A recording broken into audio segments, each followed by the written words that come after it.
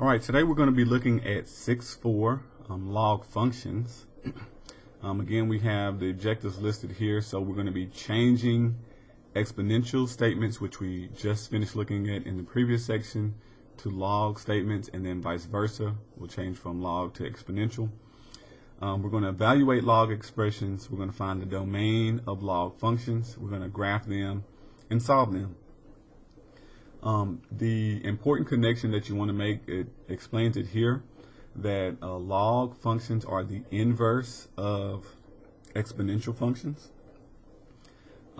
Here is a definition, if you want to kind of look at that. We have a base A. It has to be greater than 0. It cannot be equal to 1. And then this is what it looks like. Y equals log base A of x, and it tells you how to read it. Read as y equals the logarithm with base A of x. All right. This is true. Y equals log base A of x if and only if x is equal to a raised to the power of y.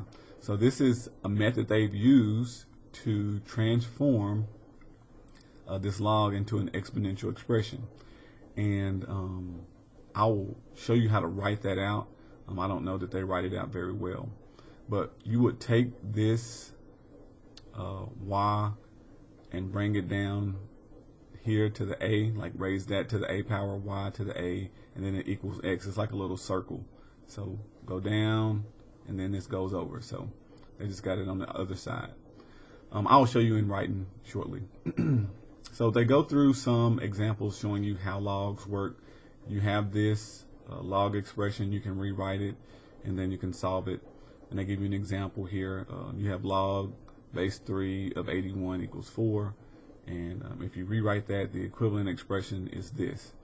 Okay, so let's continue going on. We do need to see domain and range. So there's just several more of them rewriting the expression, which again, I will show you how to do that. This right here is also doing the same thing, showing you how to change from log to exponential form, and it's probably better to see it written. All right, so here we talk about the domain. So logarithms are one of the expressions that have restricted domain. You have to have a positive. The domain of a log function is equal to the range of the exponential function, because they're inverses. And then the range of the log is equal to the domain of the exponential, so vice versa. And we can show that with a graphic picture shortly. And then again, they're kind of going over the log definition. This is equal to this if and only if. This expression is equal to that. And then they show domain and range. So this is domain of a log. It starts with 0 going to infinity. And then the range would be negative infinity to infinity. However, it will be shifted and changed if we have transformations. So let's look at this one.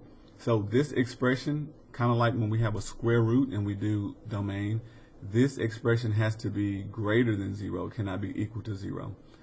Has to be strictly greater than. So you would do x plus 3, set it greater than 0 right here, solve for x. So it shows you that x has to be greater than negative 3. And if you write that in interval notation, this is the domain you get. So you have that restriction that it has to be positive with the domain. Again, I will show you that as we work some of those problems out in my math lab. And then we have some functions and equations. They're showing you what the graph looks like. We'll kind of look at the parent function and then graph some of them based on transformations of the graph. Here's some properties. These are good to look over. The domain is set to the positive real number, so it has to be between 0 and infinity. The range is generally negative infinity to infinity, so all real. X-intercept is 1, so it's kind of like this. This is the general log expression, this pink line. Log base A, they show you right here. It's going down and curving upward.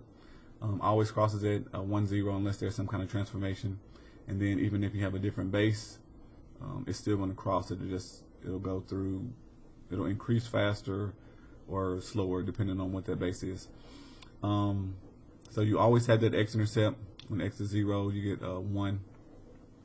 Y-axis, you do not touch. It's an asymptote. You'll never have a y-intercept. It'll never go past.